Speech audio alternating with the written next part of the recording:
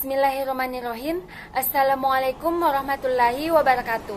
Perkenalkan, nama saya Ulfia Syukri, mahasiswa jurusan Ilmu Pemerintahan di Universitas Muhammadiyah Makassar. Pada video ini, saya akan menjelaskan kepada kalian semua mengenai sejarah perkembangan ekonomi politik di dunia. I would like to explain to you about history of development political economy in the world. Sejarah perkembangan ekonomi politik dunia dibagi menjadi beberapa periode. Periode yang pertama yaitu zaman praklasik. Zaman praklasik, at this time, known by the talk of the school of physiocracy about the economy problems that have arisen systematically, which was initially also pressed by the school of the mercantilists, in which the merchants play a dominant role in the economic of society. Pada masa ini, masyarakat politik berpusat dan tumbuh sebagai negara state dengan otoritas kekuasaan atas wilayah yang lebih luas, termasuk usaha-usaha perluasan pasar dalam perdagangan internasional. Penguasa negara pada masa itu meraih banyak kesempatan dan pembenaran atas nama negara mereka untuk menaklukkan sumber-sumber ekonomi dan pasar di berbagai belahan bumi. Oleh karenanya, terjadi persaingan di antara negara-negara kebangsaan di Eropa yang berperan besar seperti Spanyol, Portugal, Inggris, Prancis, dan Belanda. Mereka mencari koloni masing-masing.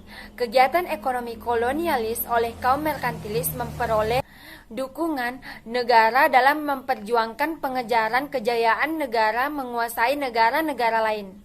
Timbulnya pemikiran ekonomi politik pada masa pra-klasik sesungguhnya banyak diilhami oleh seorang pemikir ekonomi bangsa Prancis, Jean Bodin contohnya. Pada tahun 1950 sampai 1996 yang memperkenalkan teori tentang uang dan harga dalam bukunya Response aux Paradoxes de Maastricht pada tahun 1568.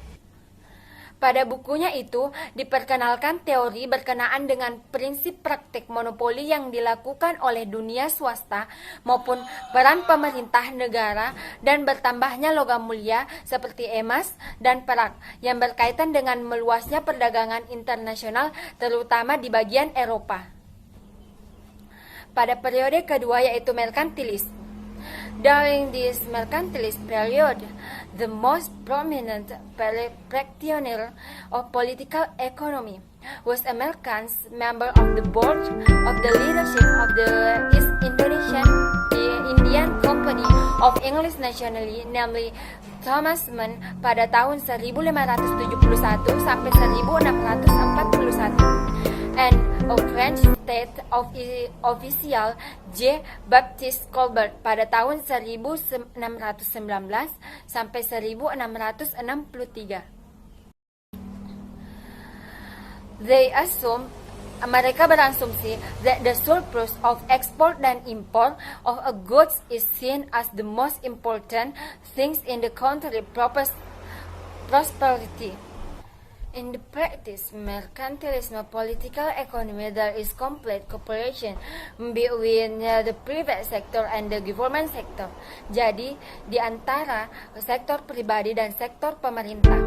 Merkantilisme memberi pemahaman-pemahaman studi ekonomi politik di zamannya antara lain yang pertama, yaitu kekuasaan nasional dominan. Teorinya menekankan peningkatan kekuasaan dan kemakmuran negara melalui penyelarasan kepentingan kelas pengusaha dan kelas penguasa. Yang kedua, yaitu intervensi. Pemikiran utama adalah melakukan penolakan atas ekonomi bebas dengan kesediaan aktor pelaku untuk mengorbankan sebagian kebebasan tentang pembelian dan penjualan maupun tingkat harga jika hal itu berlaku demi kepentingan bangsa. Yang ketiga, ada unifikasi. Pemikiran merkantilis merupakan alat untuk mengantisipasi berbagai pembatasan yang merintangi perkembangan ekonomi di Eropa karena di antara negara-negara kebangsaan banyak yang menerapkan berbagai pembatasan dan pajak sejak abad pertengahan. Yang keempat, ada neraca perdagangan yang menguntungkan. Kaum merkantilis menerapkan bentuk-bentuk proteksionisme dalam pola hubungan perdagangan luar negeri mereka sebagai manifestasi rasa patriotisme kebangsaan untuk memperoleh sebuah keuntungan. Yang kelima, ada perubahan sosial demografi. Merkantilisme menganjurkan untuk pertumbuhan penduduk yang besar sebagai alternatif perubahan sosial dalam mewujudkan potensi human power resource tenaga kerja produktif. Periode ketiga pada periode mazhab fisiokrasi, the physiocrats hold the social order and economic system are rooted in the basic philosophy and outlook on life, whose arrangement apply as per the rules of the natural laws atau hukum alam, and understanding of the enactment of natural law that should be used as a basic guideline for the regulation and management of a society and a state policy, atau sebuah masyarakat dan sebuah kebijakan negara. Masyarakat sebagai pelaku aktivitas ekonomi menurut ajaran fisiokrat terbagi menjadi 4 golongan. Yang golongan pertama adalah kelas produktif yang aktif di sektor pertanian. Yang kedua adalah kelas yang tidak produktif atau kelas steril yang terdiri dari kaum kaya dalam bidang perniagaan dan industri serta kaum profesional. Yang keempat ada kelas tenaga kerja atau buruh yang hanya menerima upah.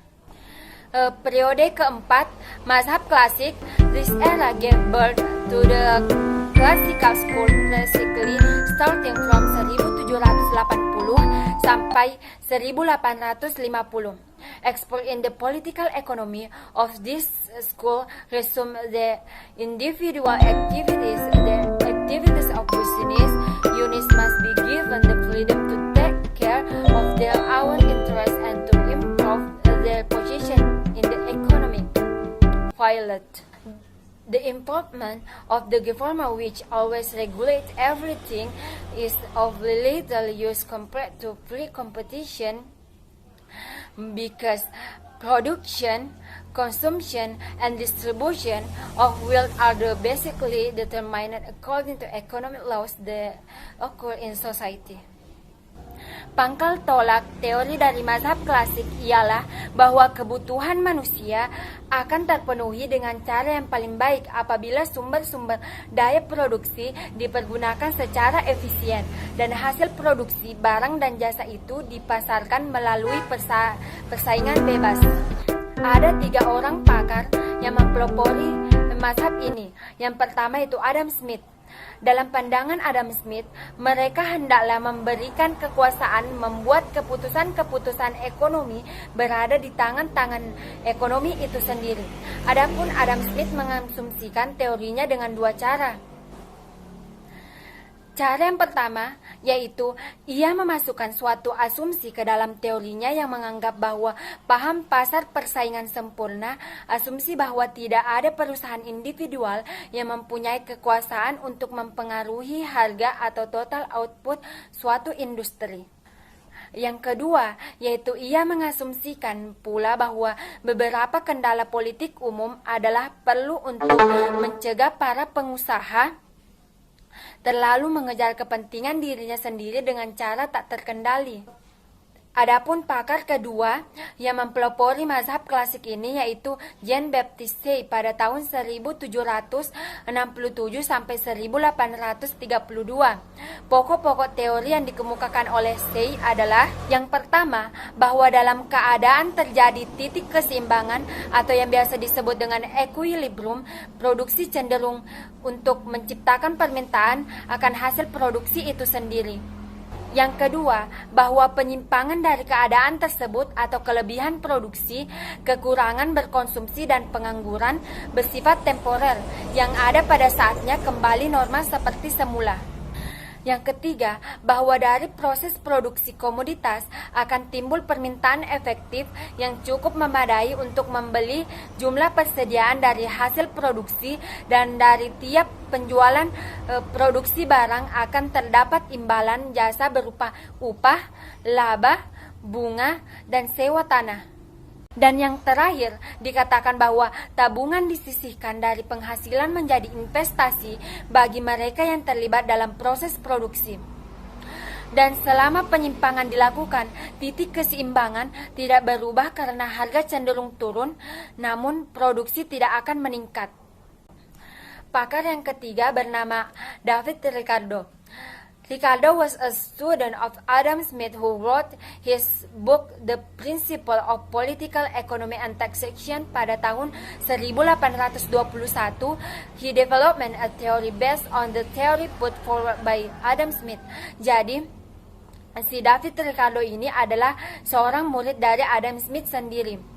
David Ricardo mengemukakan teori berlandaskan apa yang telah dikemukakan oleh Adam Smith sebagai gurunya.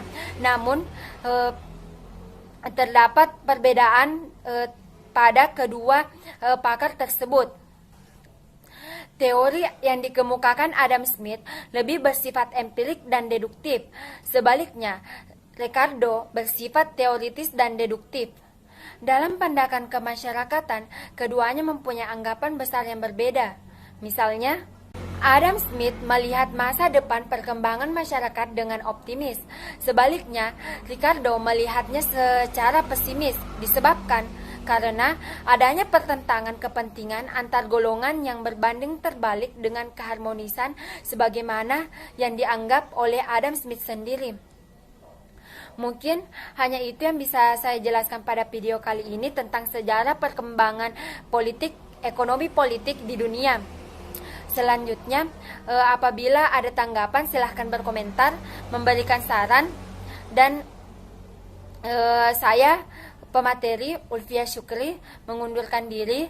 Terima kasih dan wassalamualaikum warahmatullahi wabarakatuh.